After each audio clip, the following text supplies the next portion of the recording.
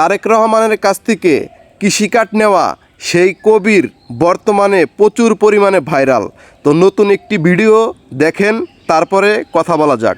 সমস্ত লোকদেরকে ধন্যবাদ জানাই এবং তাদের প্রতি কৃতজ্ঞতা স্বীকার করি যারা আমাকে নিয়ে ফেসবুকে বিভিন্ন ধরনের ট্রল করতেছেন, পোস্ট করতেছেন, আমাকে ভাইরাল করতেছেন।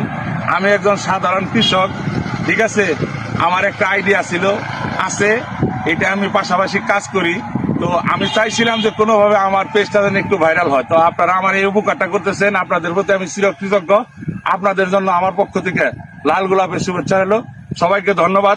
আরো বেশি বেশি আমাকে নিয়ে ট্রল করেন, সবার মাঝে ছড়িয়ে দেন যে উনি একজন বড় লোক কৃষক, অমক তমক, এই সে যার যা খুশি তাই করেন।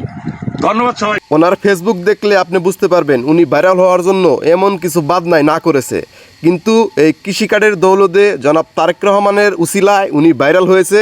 এটা অপ্রিয় সত্যি কথা। সবাই ভালো থাকবেন।